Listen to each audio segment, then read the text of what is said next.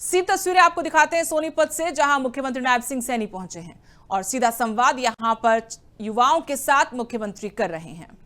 अगर बच्चों को ठीक दिशा मिलती है, ठीक मंच मिलता है, तो अपनी प्रतिभा को दिखाने में वो पीछे नहीं रहते हैं। परंतु जब मंच नहीं मिलता तो क्या हालात होते हैं आपके सामने, उसका मैं उदाहरण भी आपको बताना चाहता हूं। जब मंच नहीं मिलता, अभी की बात है, अभी परमिल जी ने जिक्र किया है, जेबीटी के हमारे मेवात कैडर का रिजल्ट आया, अभी आया, और सौभाग्य से मेरा उस दिन पुन्हाना में कार्यक्रम भी था, बड़ी रैली थी पुन्हाना के अंदर।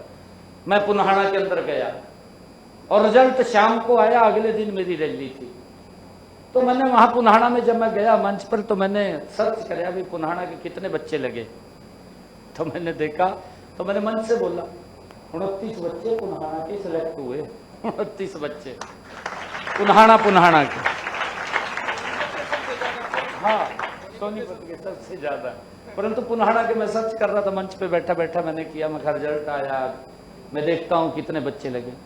मैंने मंच से खड़ा होकर के कहा, जब मैं रैली में खड़ा हुआ बोलने के लिए, मैंने मंच से कहा भी इतनी भारी संख्या में लोग बैठे हैं, मैं मंच से इस बात का ऐलान कर रहा हूं कि पुन्हाना के 29 बच्चे रात जो रिजल्ट आया है उसके अंदर सेलेक्ट हुए हैं, गरीब परिवार के बच्चे सेलेक्ट हुए हैं। एक भी व्यक्ति खड़ा होकर के कह दे किसी ने 5 पैसे किसी को दिया हो, बिना पर्ची बिना खर्ची के हरियाणा सरकार के अंदर नौकरी लगे। मैंने यहां तक कहा कि किसी बच्चे को, किसी विधायक, किसी मंत्री, मुख्यमंत्री के चक्कर काटने पड़े हो या उसके माँ बाप को काटने पड़े हो, नहीं तो माँ बाप को तो 2-3 जोड़ियां सुवानी पड़ाती टूट जाती। बच्चा सोचता रहता था अभी किसकी सिफारिश करें, सिफारिश होगी तब जाकर के नौकरी मिलेगी।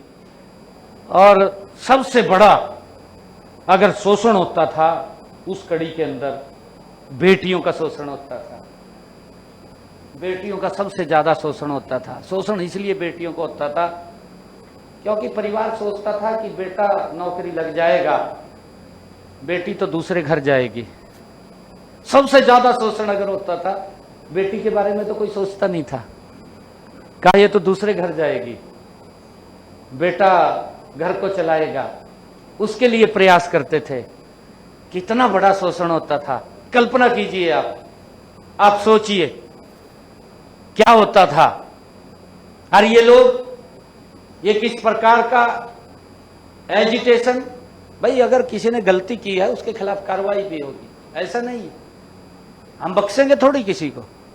हमारी नीति है, हमारी जो नियत है उसके ऊपर कोई क्वेश्चन मार्क नहीं कर सकता। और उसी के कारण से मुझे बड़ा पीड़ा भी हुई, हमारे यूथ को भी पीड़ा हुई। परमिल जी ने जो कहा कि हम लाडवा के अंदर गए थे, परमिल जी पूरे यूथ के साथ वहां आए थे। मैं जिस दिन नॉमिनेशन फाइल करने के लिए गया, क्योंकि झूठ फैलाने के अंदर तो लोग माहिर होते हैं, मैं सारा दिन पूरे प्रदेश के अंदर घूमता था क्योंकि जिम्मेवारी मेरी थी।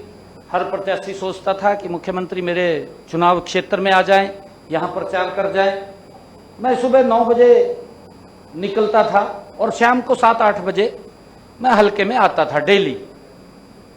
तो सुबह सुबह मैं 5 बजे उठता था, 5 से लेकर के 8 बजे तक मैं गांव के कार्यक्रम करता था और फिर वापसी में 7-8 बजे आता था। फिर रात को 9 बजे से लेकर के रात के 12-1-2 बजे तक मैं गांव में घूमता रहता था। एक दिन मैं एक गांव में गया, परमिल जी, रात को 11 बजे पहुंचा, तो मेरे को हमारे कार्यकर्ता ले गया अलग, कहा जी यहां तो बड़ा दुष्प्रचार हो गया। मैंने कहा क्या हो गया बताओ।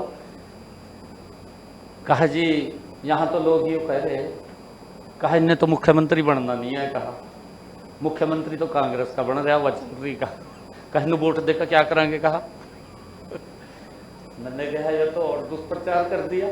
दुष्प्रचार की बात कर रहा हूं, किस प्रकार का दुष्प्रचार करते हैं। कहा जी इसने तो मुख्यमंत्री नहीं बनना, वोट देकर क्या करेंगे, कहा वोट भी खराब होगी। परंतु मैं धन्यवाद करता हूं लाडवा के लोगों का। मेरे पास समय का अभाव था, परंतु उन्होंने एक एक वोट मुझे दे करके वहां से विधायक बनाने का काम किया। और हरियाणा प्रदेश के लोगों का मैं दिल से आभार व्यक्त करता हूं कि उन्होंने हरियाणा के अंदर तीसरी बार सरकार बनाने का, मेरे पास यूथ इकट्ठा होके आया, लगभग 2000 के करीब मुख्यमंत्री आवास पे 2000 युवा था, बड़ी संख्या के अंदर। मेरे को कहने लगे यूथ आकर के, मुख्यमंत्री जी हम तो आपको एक बात से मिलने के लिए आए। मैं कहा बताओ क्या बात है। मैंने उनकी बात को सुना, मैं कहा बताओ।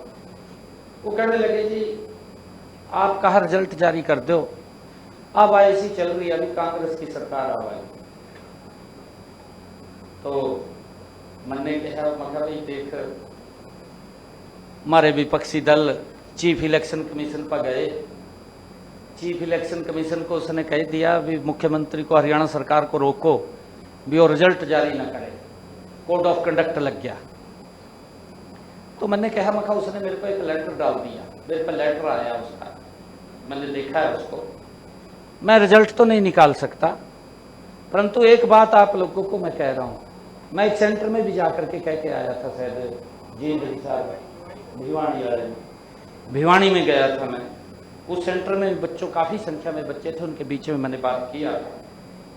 तो मैंने उन युवाओं से कहा, मैं कहा देखिए मैं आपको एक विश्वास दिलाता हूं, 8 तारीख के बाद जब रिजल्ट आएगा, रिजल्ट के बाद मैं शर्तबाद में लूंगा, परंतु पहले आपको ज्वाइनिंग लेटर दूंगा। ये बात मैंने उनको कही। मैं कहा आप जाइए काम करिए, मेरे ऊपर विश्वास करिए, रिजल्ट नहीं निकालूंगा मैं, क्योंकि अगर रिजल्ट को निकालूंगा तो संविधान के खिलाफ है, मेरे खिलाफ कार्रवाई हो जाएगी। तो वो चले गए। इलेक्शन के दौरान क्या क्या बातें हुई, आपके यहीं पर हुई, सोनीपत के अंदर एक विधानसभा में भी हुई, हर क्षेत्र के अंदर हुई अलग अलग। इस नाम के ऊपर वोट मांगे गए कि हमें 50 वोट दें, एक नौकरी देंगे। यहां तक कहा गया मेरे हिस्से में जितनी नौकरी आएगी उतनी नौकरी मैं आप लोगों को दूंगा। क्या क्या बातें नहीं बोली गई, हमें भी चिंता होगी। मगर ये तो सिस्टम फिर वही चला गया जो पहले वाला था।